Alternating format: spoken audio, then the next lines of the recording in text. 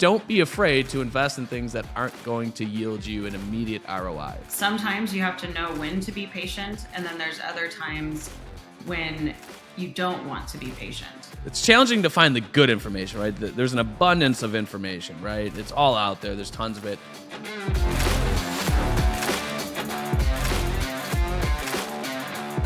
Ladies and gentlemen, welcome back to another episode of the Mission Control Podcast. I'm Mike Stearns, your host. This episode is proudly sponsored by the team at Roofer. If you're looking for end-to-end sales solutions, everything from instant measurements for your proposals to clean and pristine presentations of your proposal, contact the team at Roofer. Today, we've got a very special guest that I'm super excited about, the one and only Jen Silver. Hey, how Welcome, are you? Jen. I'm great. I'm doing well. Glad you could make some time. I know you're super busy. It means a lot to us, and I'm sure our audience as well. Well, I appreciate you being patient with me while I navigated through the last couple months, because it has definitely been a very busy year. Yeah, patience. How important is patience? Patience is one of those things that I think sometimes you have to know when to be patient, and then there's other times when you don't want to be patient, right? Like you can allow opportunities to pass you by if you're being too patient or indecisive on something. And the same thing with employees, right? So there's a time for patience, and then there's a time for accountability. And I think we can collapse the two and not exactly understand how to separate that out and know what is appropriate when. I think anytime you're teaching somebody something new, or you're learning something new, or you have a comprehension around what someone else is going through, some empathy, then I think patience is probably critical. But I know that there's been times when I've been too patient, letting somebody, get something done, or letting somebody take too long to learn. And in reality, they probably just weren't in the right position, or I needed to go back and do something different. And I didn't. And it can actually ruin the relationship or ruin the employee's level of commitment. So I think you really have to know when it's the time to be patient and when is the time to start to push. I love that. And that's super interesting, because I feel as if that's not something you could pick up a book and read and understand how to juggle those concepts. It's like, if you think about driving a car, right? You could read the book that the state gives you as far as like what is proper road etiquette, rules, procedures in order to drive safely. And that when you get in the car, you got to push the gas, right? Or if you're driving a manual, you got to release the clutch as you're pushing the gas. But then you get in the car and start doing these things, and you got to get a feel for the gas pedal and for the clutch and for the brake in order to make it a non-turbulent experience for yourself and for the passengers, right? 100%. And managing people, I did a presentation during the tour. It was called The Art of Leadership, because I really don't think there is a science behind it. You can read lots of books, and you can, learn all of the different ways that people suggest, but you really have to find something that's natural, and what works for some people doesn't work for others. And I think it comes with experience, and, screwing some things up, and going back and cleaning it up and owning it. When you screw something up, I think that that's something that's really important in leadership that a lot of leaders don't grasp, is their own personal accountability and how that bleeds down to other people taking accountability for things. But yeah, it's you can read and read and read, but until you do it, until you've experienced it, I don't know that it really does a lot. Yeah, that's a really fair point. What's an example? Because I feel like, you're going to have conceptually how these things are supposed to work, and then you're going to get into it, right?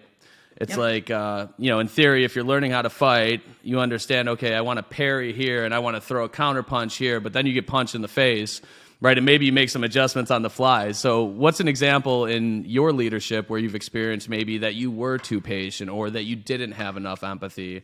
And then how did you fix that in future situations?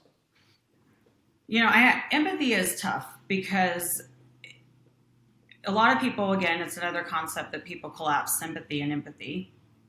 And I think that for me, I struggled a lot with empathy earlier on in my management career because I am a Okay. very logical thinker. And even though, yes, I still feel emotion, I react to most situations logically. I respond, um, even to anger, typically from a logical point. And I had to learn how to step out of myself and kind of put myself in their shoes and look at, okay, what information do they have? Um, what's their background? How did they grow up? And then I could be more empathetic, but it still came from a logical standpoint, if that makes sense, because I'm just not naturally an emotional thinker. And it helped me a lot being able to kind of decipher how to be empathetic and match what people need me to match when, conflict or upset or sadness or whatever it is comes up. uh, but it's been a tough skill to learn. As far as accountability and being too patient, last fall when I first started, speaking and I was on tour with John Dye, I had a team of people, and when we split up last February and kind of just went on, okay, you do this, you do this, you do this, and we just all were doing our own thing. I didn't have accountability in the company. I kind of felt like everybody was on track. We all knew what we were doing. And I was consumed, building the brand. And we had, people that were building production and we had people that were building sales. And it was all fine until I left. And then when I left and went on tour and things kind of go crazy, and I'm trying to input accountability from the standpoint of knowing what's going on and how I could support them. They pulled back so hard and it didn't work, especially not being there at the time when I was trying to do it. And, everything fell apart. And when I got back after RoofCon last year, I had really no team left. They had all left. That was a tough lesson. Yeah, I feel like some of the biggest gains have, a pretty substantially difficult path to, that growth, right?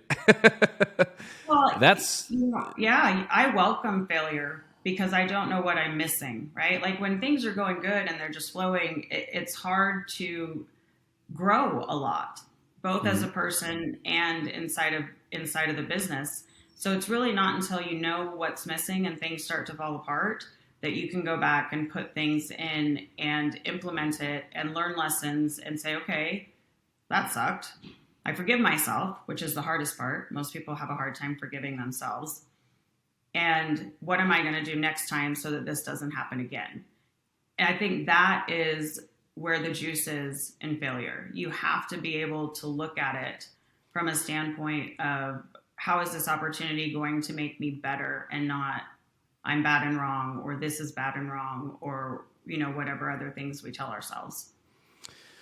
Yeah, and perspective's so important, right? And I think that like people naturally, I feel like take things for granted. It's very easy to do. We all do it to various degrees.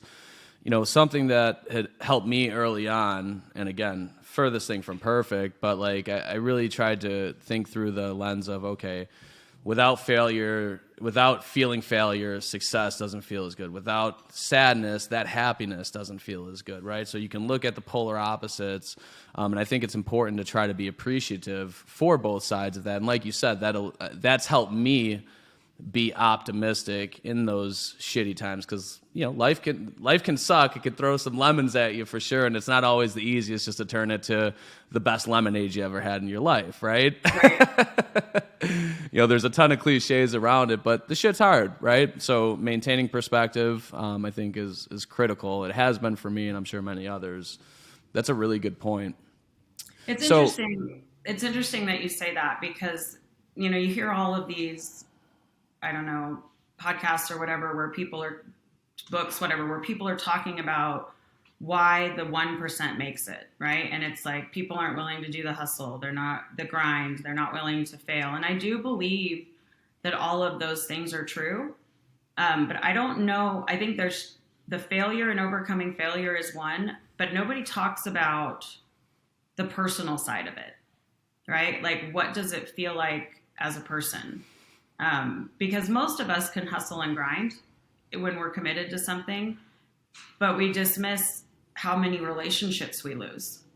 We dismiss how lonely you get, how much you stop trusting people and wondering, because people burn you and it happens, and then you're wondering, okay, does this person want to be my friend or want to be around me because of who I am? Or do they want to be around me because of what I can do for them? And those are very different conversations, and it's really challenging to navigate it, and it's incredibly lonely. And I think that maybe more so for women than for men, but I think that's why we don't see more people in that top 1%, especially women in that top 1%, because you literally have to be willing to walk away from almost every relationship you have. Yeah, that's also a really good point. And one of the struggles that I've always had, especially since starting the business, is like I'm hyper competitive, right? And I'm not going to be more competitive with anyone than I am myself, right? Just being better. And like my wife, right? She brings it to my attention, like, you work all the time. And I want to, like, my initial thought is like, I know, but like, we're building something great here, and it requires me to put in X amount of effort if I want to get to where I want to be. But then the other side of that is like, I need to consistently stay focused on being there as much as the other people in my life need me to be, right? And those two things, they feel like they're diametrically opposed when you're in the thick of it, right? Because you've got all these things that are calling you on the business side. And it's like, realistically, I had to come to the realization that I'm the type of person where if my life is a marathon, right? It's 26.2 miles. I'm the type of person where as soon as I go to cross that tape at that 26.2 miles, the finish line's moving 10 miles down the road. The success from whatever the fruits of the labor will be very short-lived, because I'm not going to feel productive unless that finish line moves, right? So I think there's a lot of opportunity for me to grow on that side of the things as far as manage it, but being cognizant of that, and because I don't think that that's atypical of somebody who's running a business, right, or somebody who's super competitive. I think it also has to do with, do you know your end game, right? I think we don't define what it looks like to make it. And so we dangle that carrot, and that carrot just keeps getting farther and farther because we're not there yet, right? And we're at a place where we think, what are you doing? My daughter is in my office, like sliding something around, and I apologize because I'm in the middle of a podcast, and I was like, what is she doing? That's funny. Anyways, I think that without those defined goals and defined, are we there yet, right? It makes it really hard to know and find peace and be able to pull back. Do you have an exit plan? Do you have an end game? Are two questions that I always work through with business owners that I'm coaching, because otherwise we will do exactly what you're saying, and we will run ourselves completely ragged, and we'll just keep getting to the next place, to the next place, to the next place, which is great, except the rest of our life can suffer. So I think if you have defined end goals, then what you're doing makes sense. But if you don't, you're never going to stop. Yeah, so Mike Stern's, a lot of opportunity for growth. It's a work in progress. And I'm excited for the ride, right? Yeah. So what does goal setting look like, right? Because you can set, you can do a 30-day goal, a daily goal, a yearly goal, 5-year, 10-year. And I think there's a nuance to goal setting, right? Like, we have goals within the company. I have personal goals, things like that. But there's always a balance between being realistic and those like lofty goals that you make, like stretch goals. And then there's like the over the top goals, right? Where it's like, just by virtue of setting a goal that's conceivably unattainable, like you're going to have the opposite impact on yourself or your team, right? If we know that a salesperson is going to be able to sell 200K in a good market in a good year, and you set their goal at 450K for the month, they're going to look at that and fucking shut down for the most part. I think you might get a small percentage of people that can excel and move the needle past what the expectation is, but in that instance, I think it does more harm than good. So what is your art to goal setting to make sure that you're getting the most out of your team, yourself, and people around you? So I do bonuses, right? So I do realistic goal setting, and then I do bonuses based on stretch goals. That way it keeps people there, if they hit their normal target or something that is definitely reasonable, there's a bonus there. But then if they hit that stretch goal or something that they might think is impossible, well, then there's another bonus there, so that they're still working towards it. And, the juice is in the middle, right? It's all the stuff that you gain where you push past what you think you can accomplish into a different realm of what you're accomplishing. And maybe you don't hit that 450,000 that month, but maybe you hit 350, and the most you had ever done in the past was 250. So I think I agree with you, especially when it comes to motivating your team, that it's important to have, different notches along the way. But to reach that unrealistic goal, having a good incentive behind that can help drive them to even maximize what they think they're capable of regardless. For me personally, with goal setting, I know what my end game is, right? I know where I want to be, and I know at what point I want to be there. And so I go back, okay, if I want to be, by the time I'm 50, I want to be lobbying for education reform. Okay, so I'm 42, I've got 8 years. Where do I need to be in 5 years from now? Where do I need to be in 3 years from now? Where do I need to be in 1 year from now? And the other thing I think people don't always do is they don't revisit their goals, right? So my path changed. Okay, so now how does that alter what I'm doing? Or this opportunity came up and I took that. Okay, so how can I make that now work into what that end game goal is? Another thing, I think that we miss is when we're making decisions in business, especially when it's got a new shiny object, right? A new shiny object comes up. I run it through two different things. One, does it pass through all my core values, right? If it passes through all my personal core values, that's awesome. But then how does that get me closer to my goal? And if it isn't in alignment with that, then that shiny object is not for me. It's actually a distraction. What are your core values? So neutrality, being my word, being in other people's listening, which is kind of what we were talking about a little while ago, where I step into somebody else's shoes and fully understand where they're at. Training and education, so constantly being able to provide that for people. And then selfless contribution. But those are my main 5. And then I've got lots of other ones, but those are the ones that I run things through the most. Yeah, I think that's a really smart way to go about operating and making decisions, right? Because at the end of the day, you've got to live with the decisions you make, especially as a leader. So I think vetting them through your core values. And I think it's important to note, right, like putting the time into developing your core values and being real with yourself, like who you're looking at in the mirror and who you want to be and who you want your company to be and your team to be a part of that culture. I think that's really important to establish the core values through that lens. And I think that, I've seen people in the past where they create core values and it's like once they're created, they're never talked about again, or, they couldn't cite them to you, or they kind of just get stowed away. And kind of like the goals, revisit your goals, right? Yes. Goals should be kind of setting up a roadmap to get from point A to point whatever it is, B, C, D, E, F.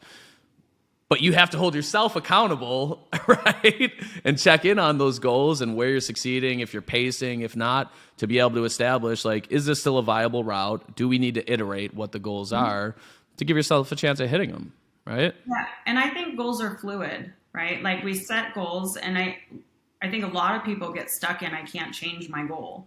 Well, I think you can always change your goals, especially if you're working towards some big end game, right? Because how you get there may change. The opportunities that unfold may change.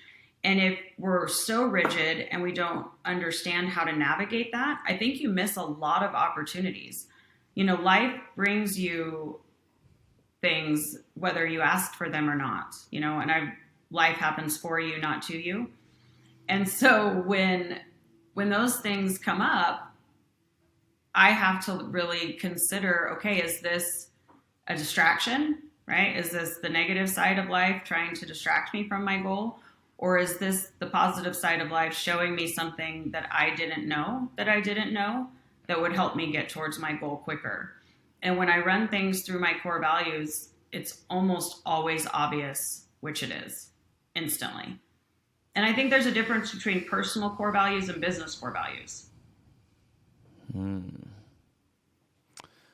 That's interesting. So, what's the gap or what's the difference between your personal core values versus your businesses? Well, like for me, I don't know that my business's core value is going to be neutrality, right? Like that doesn't necessarily bleed over. However, as a leader, it bleeds into our culture because I look at things objectively. I'm not picky or what's the word, biased to any certain department. Like I do very much look at things from a very broad overall picture. But is my business's core values neutrality? No, that would not make sense. Does that kind of answer your question? For sure. Yeah. Yeah, it's an interesting distinction. I haven't heard anyone make that distinction. So thank you for welcoming that into the conversation. Yes. And accountability partners are important. Elaborate.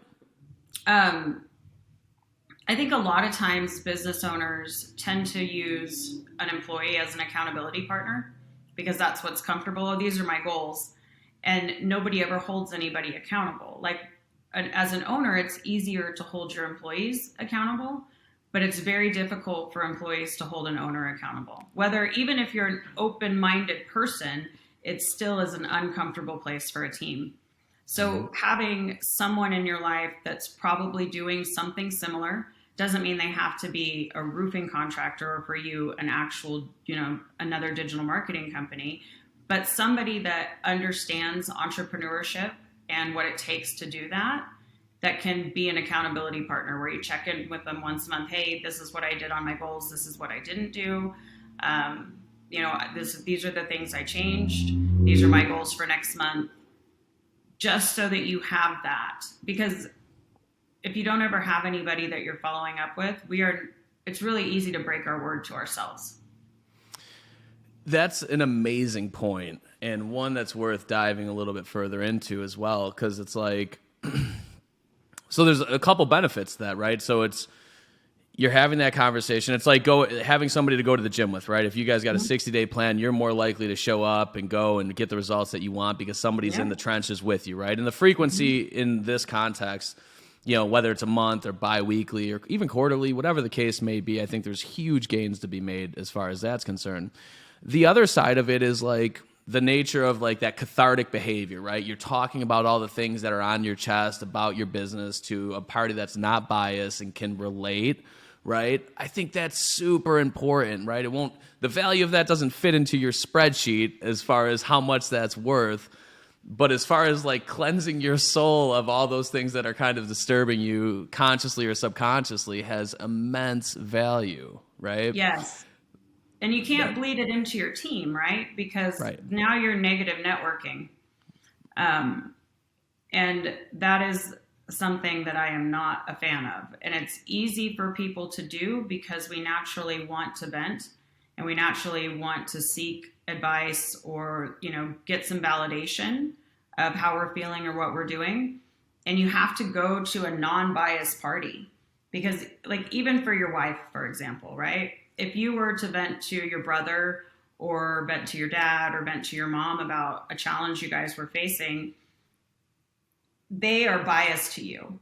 Like they may give you some advice, but they're still always going to support you. And so the way that they view your wife starts to change. Now you go back and you work it out with her and everything's done.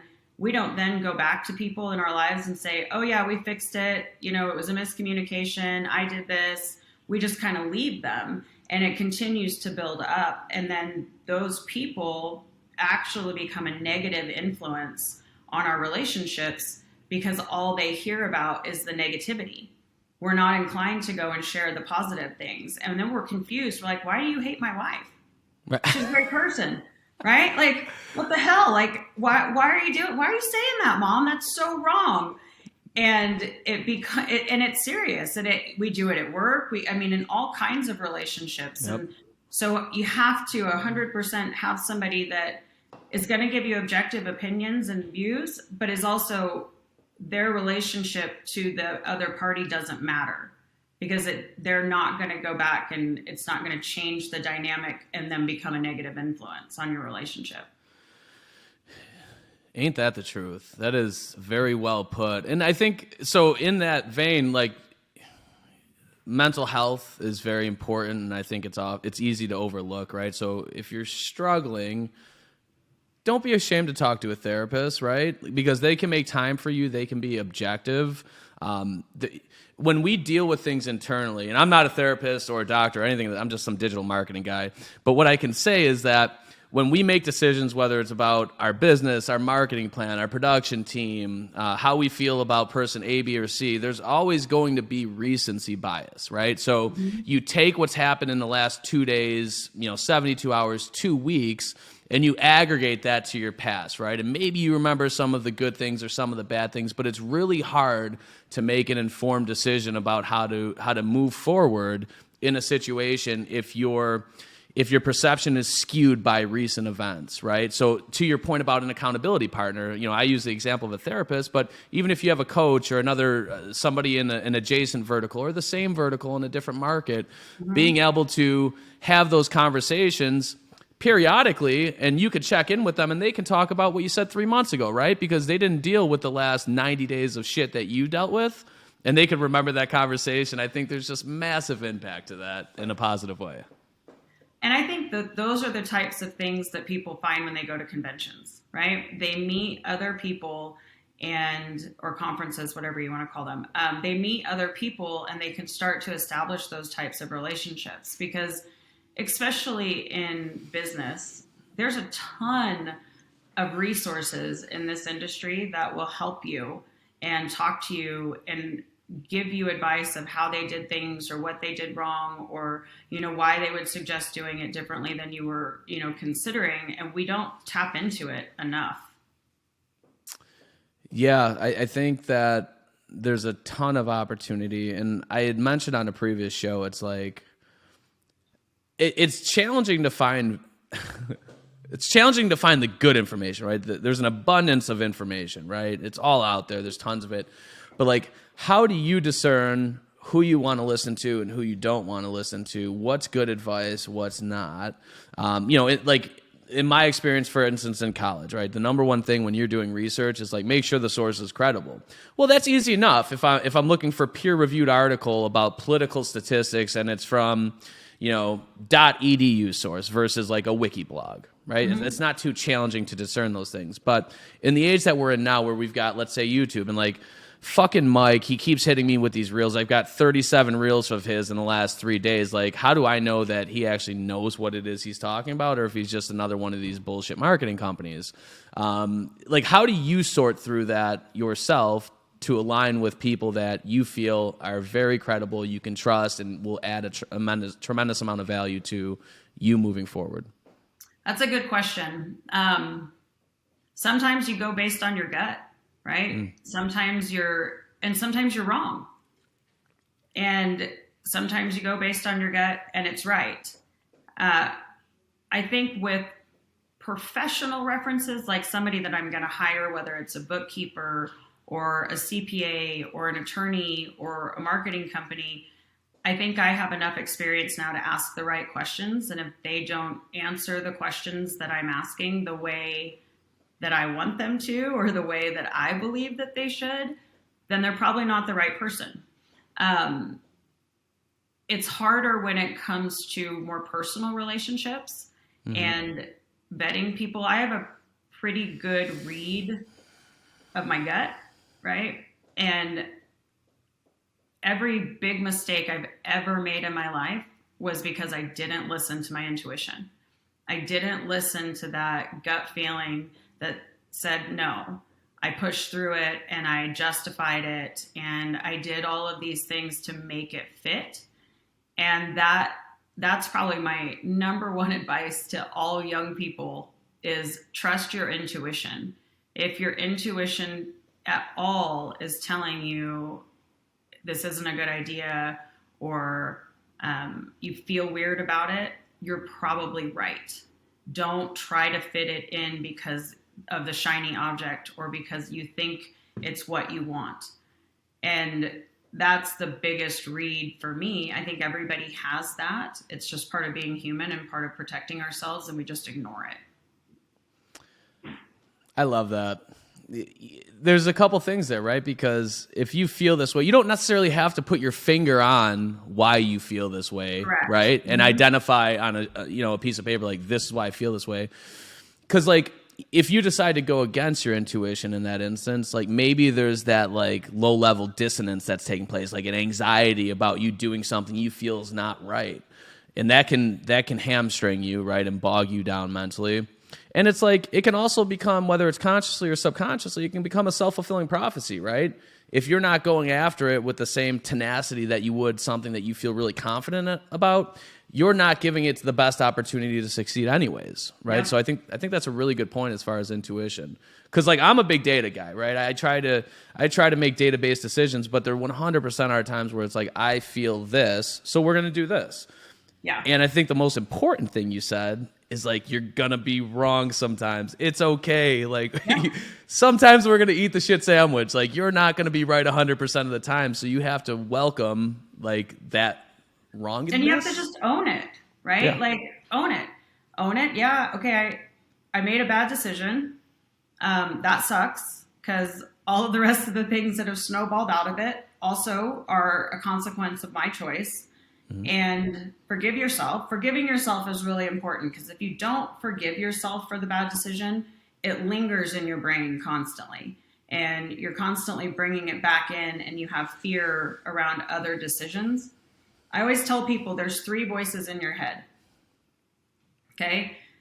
There's the negative voice, which is our subconscious programming, telling you things like, I'm not worthy, or I'm not lovable, or they're going to find out that you don't know, or you're dumb, you're stupid, like all of those little subconscious programming. And then you've got your intuition, which is almost always positive, right? Or warning, but not in a negative mindset, more of in a, hey, you should go this way. Or, hey, don't take that turn. Or, hey, go pick up your kids, for example. And I can tell you about that story with the plane crash if you want. And then you've got yourself, right? Your actual inner voice in your head. And what triggers me to know that something is going on that I need to be aware of is I start to argue in my brain. And I have to look at what two areas are arguing because my intuition never argues with my subconscious. That never happens. It's always either self-arguing with my subconscious or self-arguing with my intuition. And then I can kind of see, is it true? Is it mine? And where did it come from? And so all of that negative stuff, and in my head, her name is Karen, because it's a lot easier to distinguish when you name those voices. Love it. Karen's telling me, oh, you're not worthy, or oh, you're not lovable, or whatever, and I can tell Karen to shut the fuck up. Yeah, right. Love it. Shut the fuck up, Karen. Go away. And she gets quiet. But when my intuition is arguing with myself, I have it. It sounds different. It isn't so negative. It's usually telling me to do something different than I would normally do it, or showing me something different than what I expected. And that's how I discern those three voices. And for me, that voice is God. For some people, it's the universe. For some people, it's intuition. And it doesn't really matter, in my Sure. opinion. I think they're all whatever works for you. Yeah, that's some sound advice there. Yeah, I appreciate that perspective. I think it's also worth noting, this is something that I've learned through my experience, and maybe you agree or disagree, but I'd be open and would love your feedback on it. It's also important to try to discern why things fail or what caused that breakdown, as far as like you envision it, especially in the case of intuition. We envision going from here to here. Well, guess what? We stopped here. So what I'll say is that I've found that you could make the optimal choice at the time. Let's say you got 10 things to choose from. You could reverse engineer every one of them and pick the most sound choice that's most likely to yield the most positive outcome for you. And it could still go to hell in a handbasket, right? And there's various variables in the equation of success that can cause that breakdown. So you could make the right choice and have a shitty outcome, and it doesn't necessarily mean the choice is wrong, but it's worth digging into to try to understand what happened that it failed. Because maybe it started as the right choice, but then your goal pivoted, right? And you had to make an adjustment, and you weren't self-aware in adjusting what that roadmap looked like. Or maybe it was something external, an external force that caused it to break down. And that's where I like to use like data and things like that in my business. Like, okay, we did X, Y, and Z. Like, it should have yielded this outcome. Well, why didn't it? Let's take an analytical approach that satisfies my rational brain as well, and try to figure out. And it's not 100% diagnostic rate where it's like, okay, this 100% led to it, but you can have a better understanding of it, right? I think that that's a lot easier when it comes to like a business decision like that. Probably one of the hardest decisions as a leader that I've ever made. I was 27 and I had a guy on my team. I was in the grocery business at that point, and I was a general manager for. It was called Fresh and Easy. It was similar to kind of like Walmart grocery, but it was a lot smaller, and they only had, instead of 50 barbecue sauces, you only had like 3 to choose from. And they had, right, because that's like the worst when you go in and you look and there's like all of these different things up there and you're like, why are there so many choices, right? Like, it's just crazy. That's why a realtor shows you 2 or 3 houses, right? Yeah. No, it's smart. It becomes too much. But anyways, that was the concept, is limit the amount of choices, half the size. And it was great. I loved it. Anyways, I had an employee, and he was somewhat socially awkward, but he would make the women uncomfortable. He would stare at them. He would say odd things to them. And I tried coaching him a few times. I had to sit down and document him, because corporate America requires documentation, right? When you're having conversations like that. And it probably went on for about 3 months, and I finally let him go. Mm-hmm. And when I let him go, he went home and killed himself. Jesus. And the next day, after I found out, his dad showed up at the grocery store and just lost it on me, right? And, blamed me and all of the various things that were going on. And that was a lot to handle as a leader. And I think it's everybody's worst fear when letting somebody go. Either A, they're going to do harm to you, or B, they're going to do harm to themselves.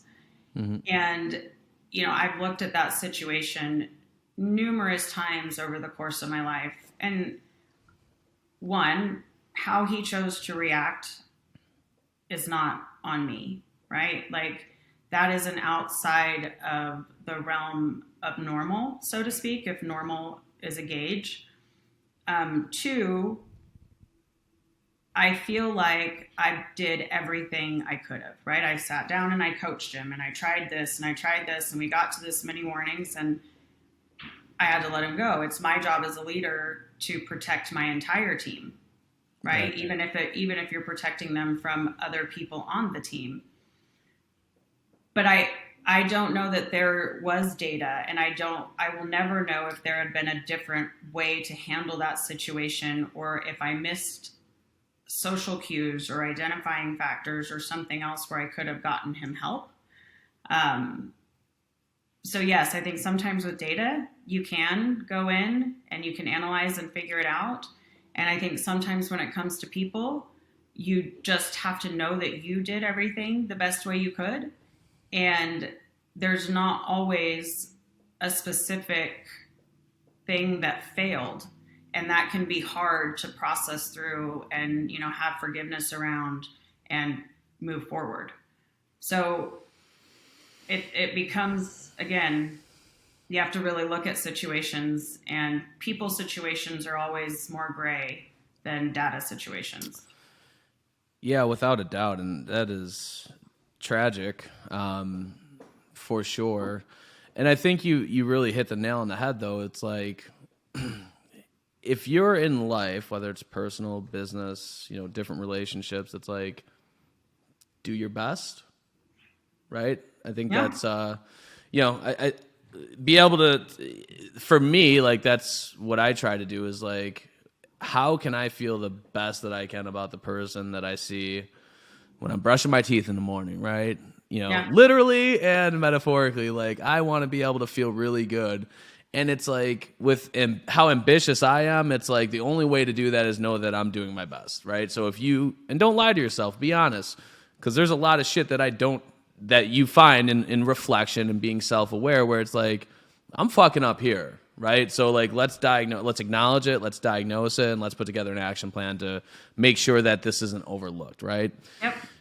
And there's always going to be something that, like, if you're being real with yourself, that you could be better at. So self-awareness is huge, yes. right?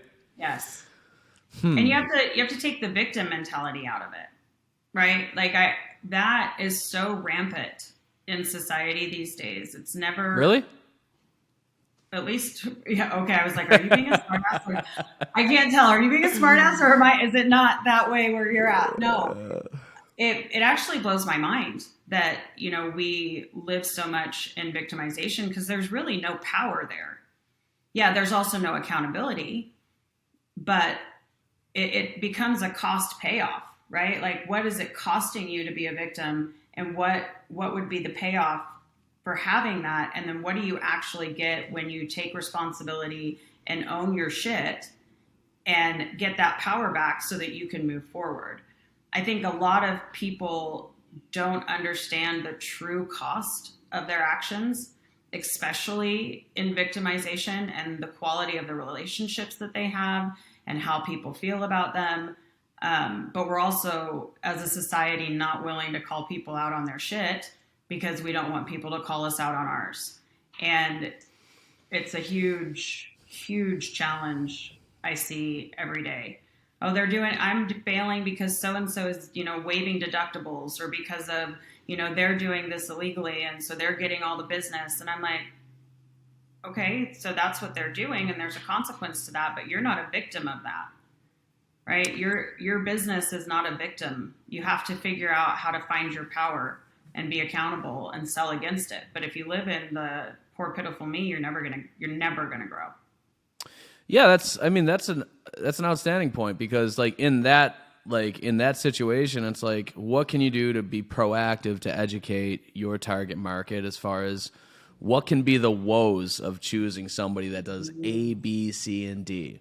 And I think in marketing, a lot of times people don't like to invest in something that's not a lead tomorrow, right? Like if I spend $1,000, I want to see that fucking lead hit the spreadsheet, and I want to know that every 3 of those that come in, I'm selling one roof or I'm not happy. Like you have to get the fuck out of that mindset, especially like in that circumstance where consumer education is going to be super, super, super important to combating that. Yeah, that's a really good point. When I first started speaking, I got a lot of flack from people who'd be like, well, what's this going to do for your business? Like, you're not helping yourself at all. By going out and doing these things, you're not helping. And I'm like, no, I'm building a brand. Mm-hmm. And, before I went out with John Dye in September of 21, in August, we had 78 organic impressions the entire month of August. Okay. The first week of September, we had 661. Okay. So from then until July of 22, which is about 8 months, we've grown so much from an organic standpoint. I haven't bought a lead. I haven't paid for advertising. I haven't run anything at all. And we consistently get between 10 and 15 organic leads a week, sometimes 20. Sometimes it's so much that I have to sell them because we can't fulfill them. I'm not at a place where I'm ready to do that. So investing in your brand is critical. And even though you may not see the fruits of your labor, like you were saying, tomorrow, what is it going to do for you long term? And organic growth and things around, optimizing SEO and having people get traffic to your website is huge. Yeah. Huge. Yeah, I mean, it's especially content. Like, content's super important, and whether you're doing like we'll talk about the context of what you had brought up. It's like you can do door hangers, you can do email campaigns, you can go to home shows, and I think that what a lot of people miss on is like give no strings attached content, right, with value, yes. Right? So I've invested a ton of time, money, and energy between equipment, having an in-house editor, being able to have people like yourself on the show, because I know for a fact, like, it's going to help me. It's going to help my brand. I know that, right? Mm-hmm. But it's also going to be valuable for any roofing contractor or contractor out there that's trying to run a business, having insights and diversified perspective from all sorts of different people that are there or have been there. Like, it's going to be incredibly useful to them. And I'm not charging anything, but the byproduct of that, well, I get to kind of piggyback off of that, right? And Ascend gets value out of that. So it's like you win on all fronts. So don't be afraid to invest in things that aren't going to yield you an immediate ROI. I 100% agree with that. Yeah. Most of life doesn't yield an immediate ROI. But that goes back to, we could go on and on about how we are a society of instant gratification. Like, that's what we want. And it is challenging to get people to be patient. Here we go. Here's patience. It's all coming back. Patient enough to not need that fulfillment right then. And which comes to goal setting. You have to look at it from a standpoint of, what are my goals? Is this pushing me closer to my goals? Because if you don't have that end game and you don't have that clear direction, that's when investments become harder to see and ROIs become something that people want right now. Do you like how I brought that all back in together? Let's see what the audience thinks. Oh, thank you guys. Thank you so much. Yes. Very well put and just an amazing job tying it all together. That's fantastic. So what we're going to do now is we're going to transition into what we would typically start with. And let's talk about the journey of Jen Silver, right? You'd mentioned you were in retail. I think I've seen content before that you were in a restaurant business and now you're in the roofing business, and where'd you start? Where you're at now? How did you get there? What did that look like? Lessons you've learned. I mean, we want it all. You want it all. Okay, here we go. So I started waiting tables at 16, and I worked at this little mom and pop's restaurant in Mebane, North Carolina. That was a seafood joint, and I was working 6 to 9:30, and I was making $100 a shift. How were their grits? Their grits were amazing. Okay, all right. Yes, I mean they were fried oysters, fried catfish, just awesome food. Okay. But I learned really quickly that I got to control my money when I waited tables, right? If I spent more time building the relationship, I made more money. If I was busy and I couldn't, but I wanted more tables, I learned that it was a really good way to make money. Well, I graduated from high school with a great GPA, with great SATs. I got into almost every college I applied to, and I had no idea what I wanted to be when I grew up. And it didn't make sense for me to go to college when I didn't know if I even needed a degree. And that was really hard for my parents to understand, because it was right at the beginning of the push of everybody needs to go to college. But I didn't.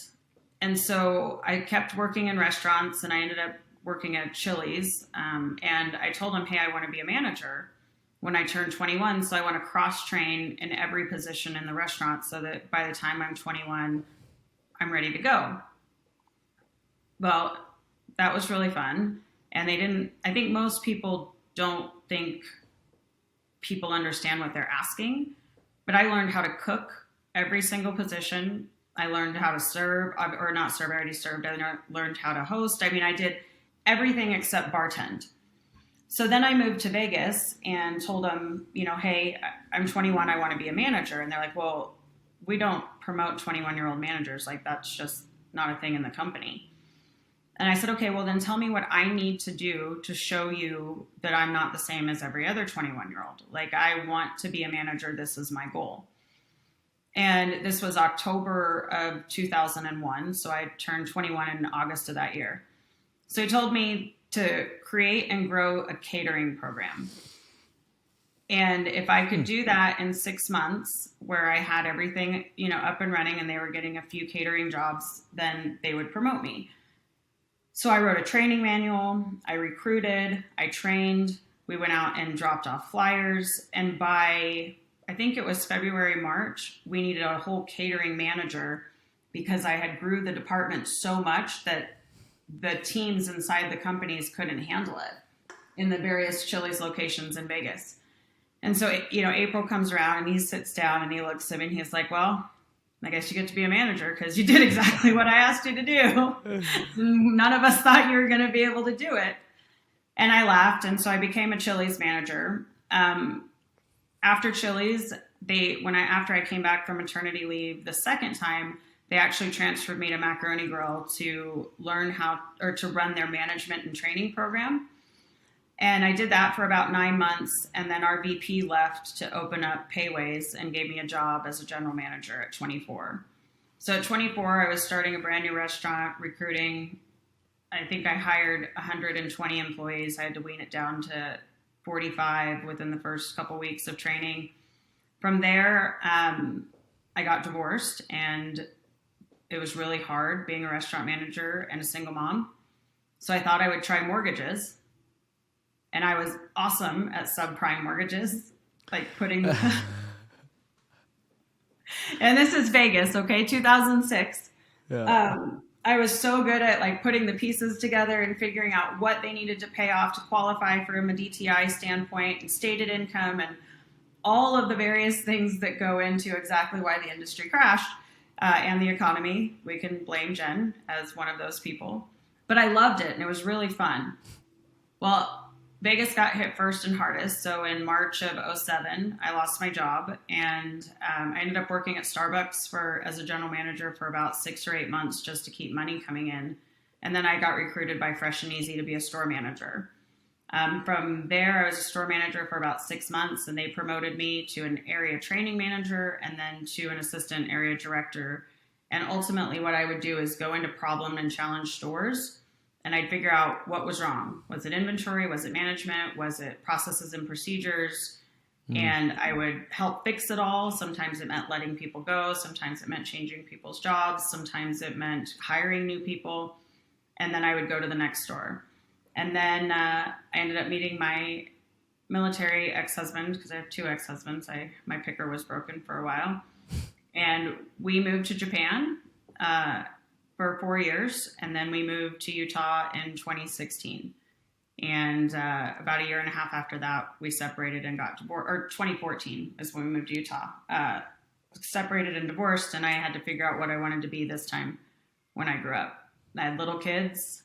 I knew that outside sales would be a good career for me with little kids because I could kind of make my own schedule and it would be flexible. But it's scary because it's commissioned, and I'd never really worked in a commission type of situation other than mortgages, and obviously that didn't go so well. So I chose construction because construction's stable, and took a job at the country club so that I could meet construction owners because I knew that nobody would hire me with no construction experience and not know me, right? And I didn't know anybody in Utah. Yep, using my little brain. I'm pretty strategic when I start to plan things out on my goals. But I got hired by SRS and they put me at the front desk. I learned everything about roofing, and roofers would come pick me up and take me out to jobs and taught me how to hand measure and get on roofs. And here we are. Okay. You know, I think restaurant managers, I tell people all the time, if you're looking to recruit for a manager, like a general manager or a production manager, hire a restaurant manager.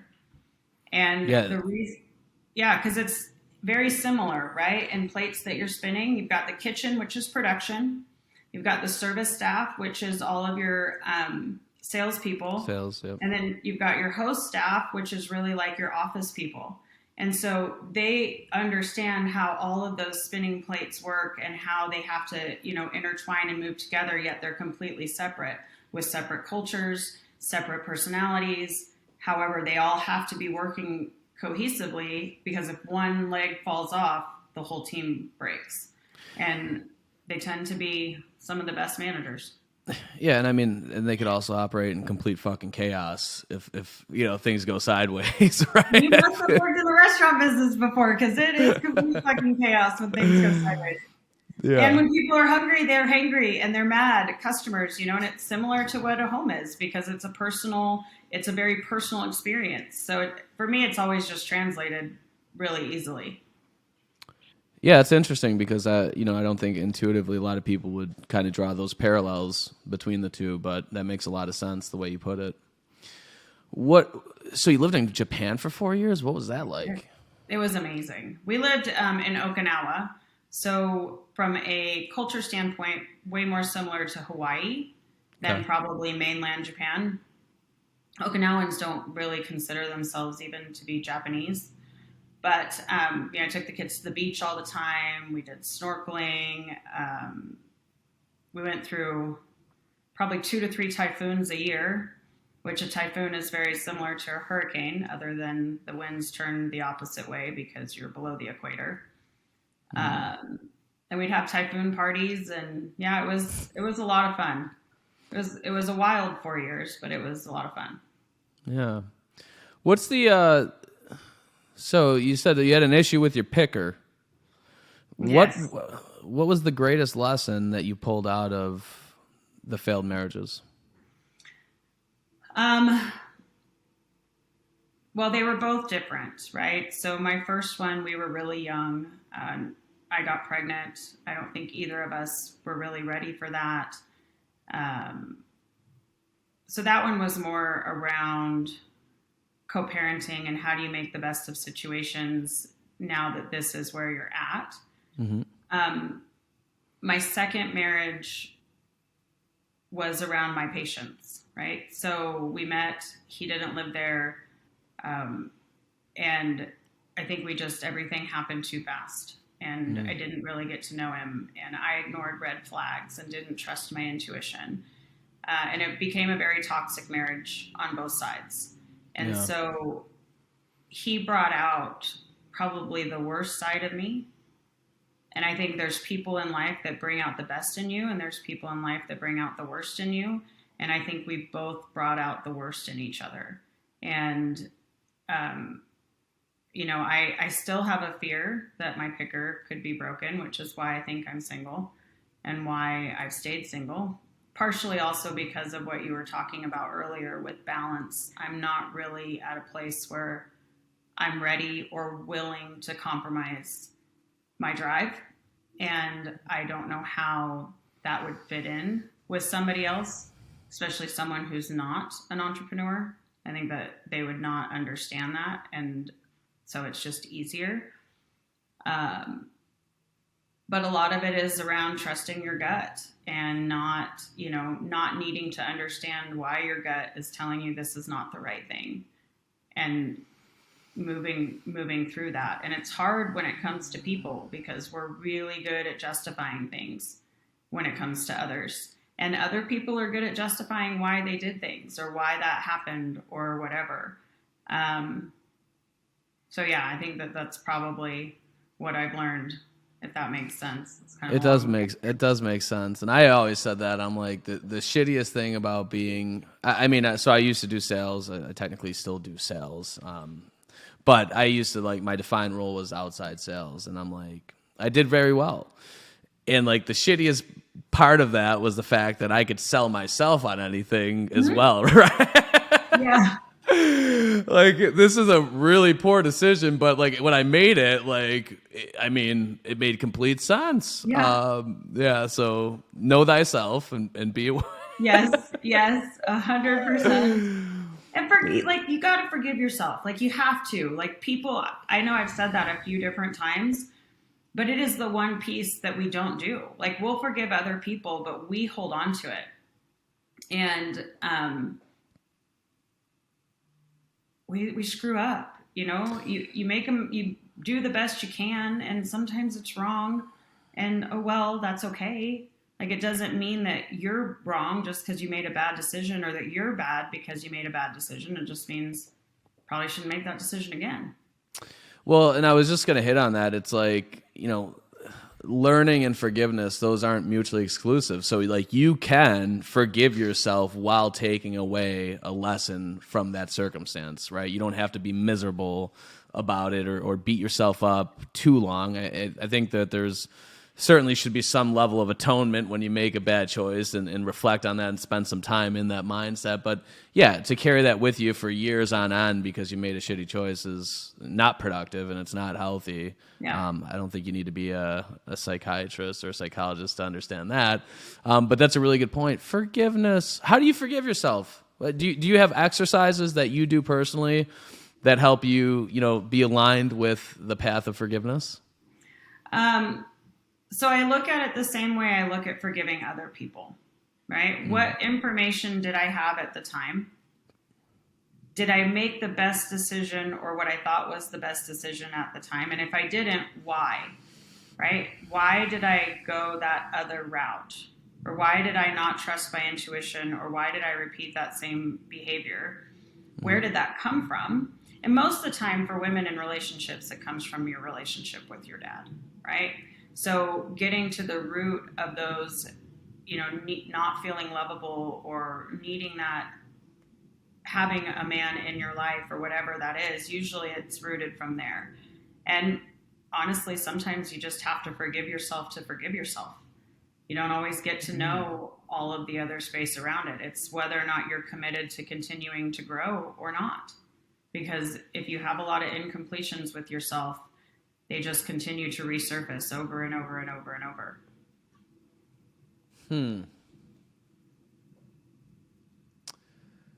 It sounds challenging. Oh, it's incredibly challenging. But it gets down to, what are you committed to? Like, are you committed to more of the same? Like, are you committed to living in that same space, making those same mistakes? Or are you committed to growing? And are you committed to being a better version of you? And once you are really clear on that, it's a lot easier to take accountability and forgive yourself.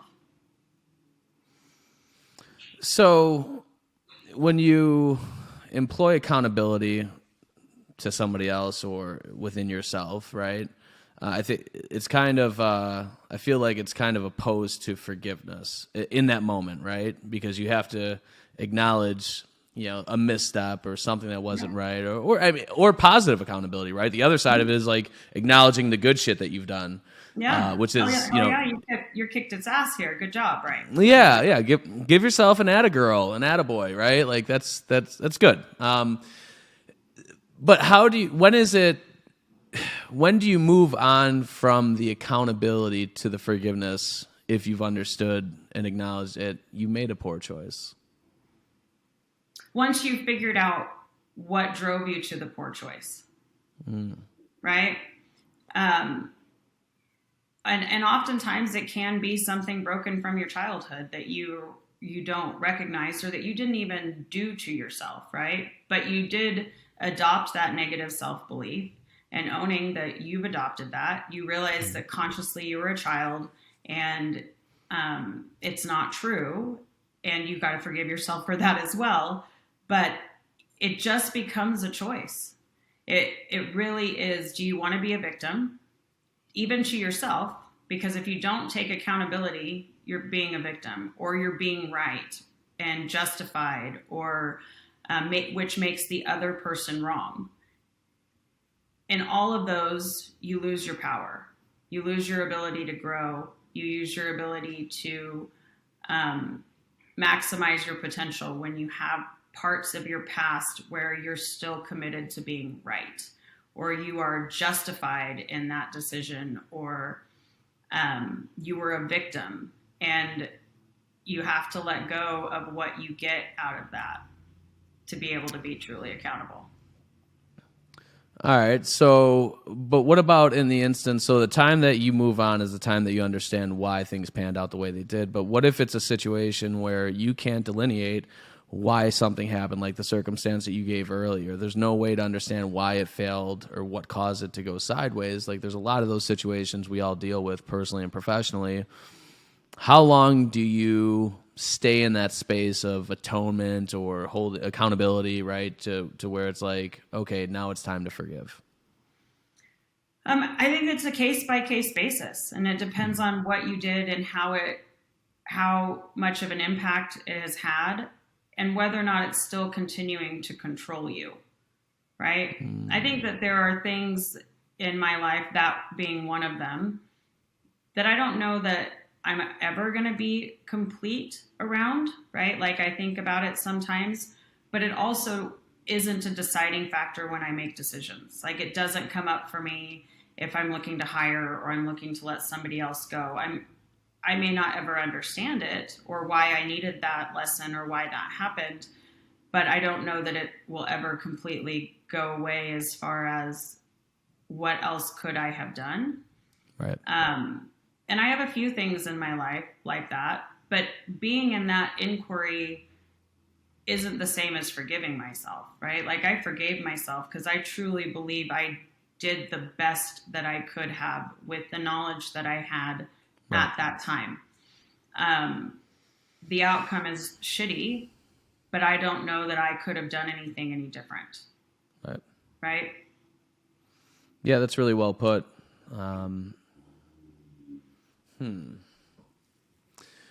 You mentioned a plane crash. I did. Yeah. Yeah. I know that I'm interested in hearing more, and I'm sure everyone tuning in is as well.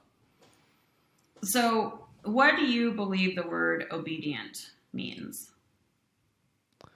Oh, shit. Let's see here. What does the word obedient mean? I think that the first thing that comes to mind is taking instruction. Okay. Yeah. So I asked this question because to me, obedience is doing what you're told to do when you don't want to do it. Right? Like, I get, oh, it's following the rules, or oh, it's doing this, or oh, it's taking instruction. But in my world, there's a difference between being compliant and being obedient. And obedience in my world doesn't come up until you really don't want to do something and you're doing it anyways. The rest of them, I think you're just being compliant. You're being compliant to following the rules. You're doing what you've been told to do, which is also compliance. So we'll go back and I'll explain to you why I think that that's what obedience means, or why it's come to mean that for me. So in January of 2020, I was renting a home with my ex-fiance, and I was living there full time with my kids, and he would come up sometimes on the weekends and stay, and we were trying to figure out how to blend families. We had 7 kids collectively. I owned a townhouse and still rent I had a friend staying at my townhouse. My kids would walk there every day after school, and I would go and pick them up. Yeah. Well, on this day, that voice, intuition, God, started telling me to go pick up my kids at 1:30. And I had a ton to do that day and deadlines for the Attorney General's office that had to be in by 5 p.m. And I was like, I'm not going to get my kids. Like, I've got way too much going on. From 1:30 to 2:30 nonstop, that voice just kept saying, go get your kids, Jen. Go pick up your kids. Go get your kids. And I got really angry. And I slammed my hands down on my desk and I got up and my ex was like, "What's going on?" I go, "I've got to go get the kids. Like, something just keeps telling me over and over and over to go get them. So I'm just going to go get them." Oh. I was like, "Okay." So I left. I drove over to my townhouse. I pick up my kids, get them in the car. It's 2:57 when we pulled out because I'm trying to figure out, okay, what can I still get done on my list? Like, when do I need to start dinner and do homework? You know, that number is just ingrained in my brain. So we get home. Kids are playing. I bribed them with dessert so that they didn't fight, so that I could get stuff done, you know? Great motivator for kids, by the way. I can Oh, attest it to is that. a solid motivator, especially if you don't do dessert all the time. It's solid. My daughter's first 5K, real quick, was I incentivized her with a Frappuccino, strawberry Frappuccino from Starbucks. She was 6 years old. She And finished it worked, didn't it? Yeah. Yeah, I like it. Like it a Didn't mean lot. to hijack your story. Sorry. No, you're okay. Anyway, so right around 3:20, my phone rings. And it's my neighbor at the townhouse, and she never calls me, so I answer.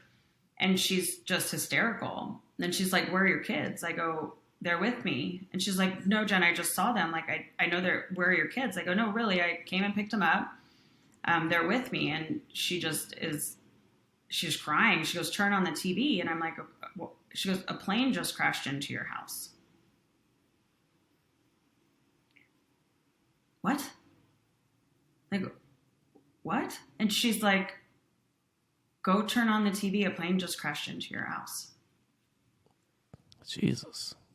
And so I go and I turn on the TV, and there's my townhouse. And technically, his wing hit the building across from mine, and the plane blew up right behind my building and scorched, the siding and everything on the side of our building. But my kids were playing probably 50 to 100 yards away when I picked them up. Wow. And I fell to my knees and I just started crying because he hit at 3:09. I left at 2:57. Jeez. And in that moment, I promised I would be obedient. And there have been lots of things that have come up inside of that where, God is telling me, "Hey, you need to go talk to that person," or, "Hey, I want you to go do this," or whatever. And no, I don't want to. No, that's weird. No, whatever. And it's like, "Hey, you told me you would be obedient." Okay, you're right. I did.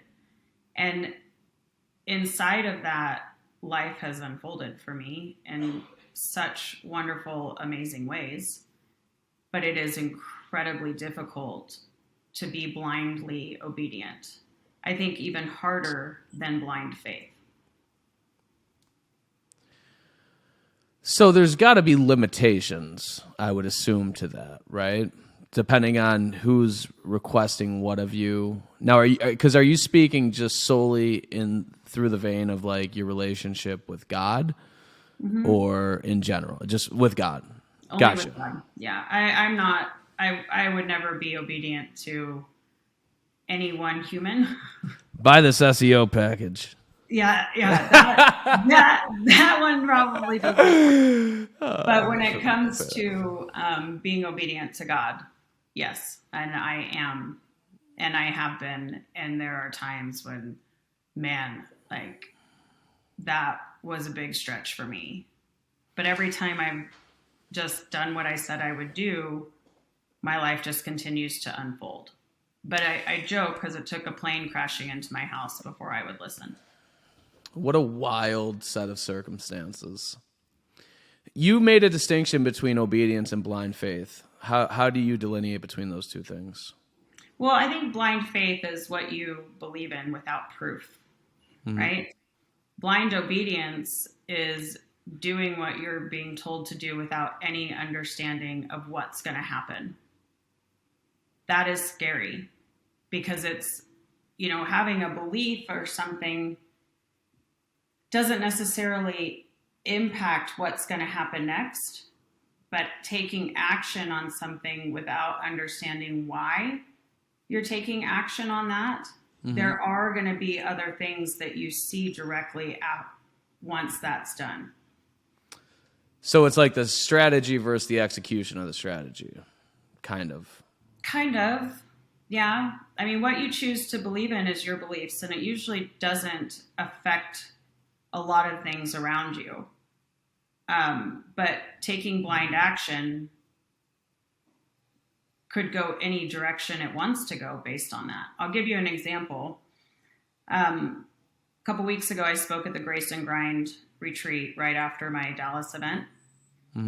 And I had this great PowerPoint presentation prepared, like the top 7 challenges women face in business, and it was awesome. And I was really excited, and I get there and I'm sitting in the room and I'm like reading through my slideshow, and God's like, that's not what you're talking about. And I'm like, oh, but it is. Like, I did this. Like, this is what I'm going to go over today. Like, I know. Okay. Yeah. And no, Jen, no, that's not what you're going to talk about. And I kind of was like, shit. And I came out and I called my business partner, Phil, and I was like, God's telling me this isn't what I'm talking about. Like, I'm kind of freaked out, even though I knew what I should talk about. He was like, well, I know you, and I know that you'll follow what you said you would do, and you'll be obedient, and you're going to get up there and you're going to talk about exactly what God's telling you to talk about. I'm like, damn it, right? I wanted you to tell me, you wanted you to let me off the hook. Yeah, give me the out, please. Yeah, come on, please. So I get up on stage and my PowerPoint comes up and it says the 7 challenges women face in business. And I said, I did this whole project created this whole new PowerPoint. It's awesome. If you guys want it, I'll give you a copy of it. However, when I got here, I realized that that's not what I'm going to talk about. And I'm going to be obedient and talk about what I'm being told to talk about. The whole room's like, what the fuck is going on? Right? And so I said, first, let me explain to you why I'm obedient. And so I went and I told the plane crash story. And I said, now let's jump back in. I read the seven challenges that women face in business. And I said, but I think we're missing the number 1 challenge that women face in business. Now, mind you, Grace and Grind is all women, right? I said, the number 1 challenge women face in business is other women. And the whole room is just silent. And I go, we don't build each other up. We don't support each other. We may publicly act like we do, but we don't know who we can trust. I said, I speak to men all the time, and I don't have anxiety or fear when I'm on a stage in front of men. I walked into this room today and I felt crippled. And it's because I'm worried about your judgment and what you're going to think of me and what you're going to say about me behind my back. And that is a woman problem. I go, have you ever wondered why men have all these cool things that they get to do, and they like go push logs together? It's like, rah, we're a team and they love each other forever. I go, but they don't have things like that for women, because you can't put us all together and have us make a team. We won't do it. We're so untrusting, and we're the first to go around and pretend like we're friends to somebody and then go stab somebody else in the back. And it ended up being this long presentation all around that and not being vulnerable and how life occurs for us and how much we miss out on because we can't forgive ourselves. We have so much brokenness inside of us that it is easier to judge other people and their brokenness than it is to dig into ourselves and forgive ourselves. No shit. That's a hell of a pivot. It was scarier than anything I've ever done in my life, okay? And when I was arguing about not wanting to talk about it, it just, as you said, you'd be obedient. And that one was probably the hardest thing that I've ever been obedient to, because I had no idea how it was going to land. And these are women. And I had lots and lots of women reach out to me afterwards and tell me that it moved them. It was the best thing that they had heard. They got so much out of it, thanking me for being brave, thanking me for being obedient. But it was definitely not easy. Well, you took my next question, which is what is the biggest challenge as a woman in the space? So it's the other women thing, right? Now, with that being said, like for the women out there that are, whether they're just breaking into the construction industry or they've been here for a small amount of time and they're looking to take step forwards, like whether it's personality traits, whether it's actions, whether it's inaction, what has lent to your success specifically in roofing, as a woman specifically in roofing, since you started your company? What are the things that you had to work through? What were challenges? So I think there's a couple things. One, I think there's a difference between gender bias and sexism. And it's really important to be able to delineate between the two. Because if you believe that everything is a sexist comment, it cannot be an easy navigation. Now, I talked about this also. Gender bias is, hey, do you know anything about roofing? Like, and quizzing you on roofing knowledge and your comprehension around that. Do you know how to use tools? Those are gender bias. That's not a sexist comment. And the reason it's a gender bias is because we stereotype kids. I asked the ladies, I said, okay, raise your hand in here if you got a tool set as a child for Christmas, right? One girl raised her hand. I go, well, your dad was a general contractor. That doesn't count, right? But for the most part, nobody else did. And then I said, okay, let me ask you this question. Who would right now take a tool set to a 3-year-old girl's birthday party? Nobody raises their hand. I said, you're going to take her a baby doll, right? And they're like, yeah. And I said, okay, so that is a gender stereotype that leads to gender bias. Now, if a guy was to walk up to you that you had never met, maybe he's dating your girlfriend and wants to hold your baby, what's the first thing more than likely you're going to ask him? Have you ever held a baby? Do you know how to hold a baby? This is how you hold a baby. You're going to put your hand here. You're going to do this. This is how you swaddle. This is how you hold. I go, are you being sexist? And they're like, and you can just see people's heads spinning.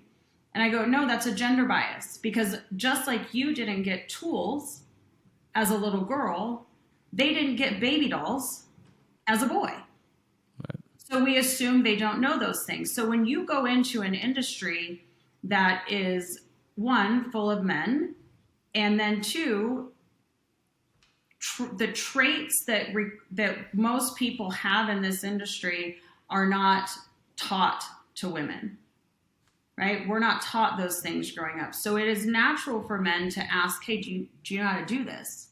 Like, or wonder if you know what you're doing. But that does not mean they're sexist pigs, right? So it means that they just were not supposed to know that kind of information. Or not even that you're not supposed to. It's not unfair for somebody, a man, to assume that you wouldn't, right? Like, I was listening to a podcast the other day, and what you're talking about it kind of sparked what I was listening to. Was the Joe Rogan podcast, and I forget who the guest was, but he's like, just because you can offend it doesn't mean you need to be offended, right?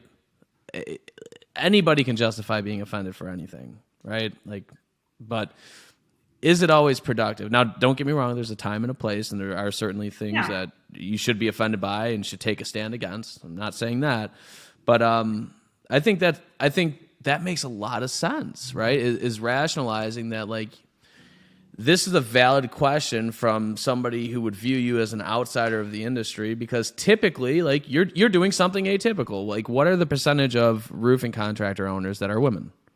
I don't know that stat. Maybe you do. I can't get a clear number, but there's 105,000 roofing companies in the country. Mm-hmm. And solely owned and operated by a woman, I think less than 100. Okay. Yeah. So, I mean, that's a fraction of a percentage, right? So, some stereotypes are shit and are way off base, but some of them are right. And it's like, if you've got a fraction of a percentage of people that are doing roofing, and somebody comes in and claims they're a roofer and they don't look like what your typical roofer would be, I guess it would make sense. And wow, that's really... you just answer the questions, get your knowledge, take personal responsibility for the fact that you chose a male-dominated industry. And be proud of that shit, right? Yeah, hell yeah, own that shit. Yeah. And when you know the Yeah. answer to the questions, be proud of yourself because most women don't, and that's okay. Yeah. But don't make the other people wrong because they wonder if you do. Don't be a victim. Find your power. That's my biggest advice to women getting into the space. Understand the difference. When somebody is being sexist towards you, understand that too and hold people Yeah. accountable. Sure. But don't collapse gender bias and sexism because they're not the same. How you seem like an assertive person. Is that a fair assessment? I would say yes. I am a very assertive person. And I've listened to things, and I've listened to people talk, and when they talk about, typical like tendencies associated with women, it's lack of assertiveness, and that can manifest itself in a lot of different ways. How did you become? Was it naturally that you were an assertive person? Was it something where you've learned it and it developed that assertiveness over time? What does that look like? It's probably a combination. I hope I don't get canceled for asking these questions. Fuck. Both of my parents are alpha personalities, right? Okay. And so it was likely that they would have alpha children. Now, I went to 3 different high schools, 3 different elementary schools, 1 middle school, but I had to learn how to adapt myself and instantly have friends and instantly create a place for myself all the time growing up and kind of navigating that. And you have to be assertive to do that. If I would not have been an assertive person, I would have been a miserable child. Be the weird kid in the corner of the class. Yes. Now, most people assume that I am the same in my home life as I am in my professional life, and I am not. I actually have very traditional views on gender roles and enjoy being a woman and being feminine and not needing to be in control and make all of the decisions and dominate and do those things. I appreciate a partner who allows me the space to be feminine and to be a woman and have, feelings and take care of and nurture and not have to wear that masculine mask at home. Because it's hard. I do it at work, and right now, as a single mom, I do it because I'm both. Right. And so being able to rely on a partner is important to me from that side of things. Is it easy for you to flip that switch on and off? In the right relationship, yes. But I have to trust that my partner has it under control. Right? Yeah. Whew. Man. That's I can't. I'm trying to put myself in those shoes, and it's very challenging for me to do that. I feel like it's usually something that I'm pretty good at, and I'm struggling right now. I can't imagine going through that process and then trusting that individual and then switching from this mindset to this mindset kind of instantaneously when I break the threshold of the home. Kudos to you for figuring out a roadmap to get there. Have you ever read the book, The Way of the Superior Man? No. It's an interesting book about masculinity and femininity. And I think I've struggled to be able to articulate it, or I did struggle prior to reading that book. But it makes a lot more sense in my brain now of why and how I do those things. Now it's just around finding, a partner at some point that can give me the space to do that and is confident enough to allow me to continue to grow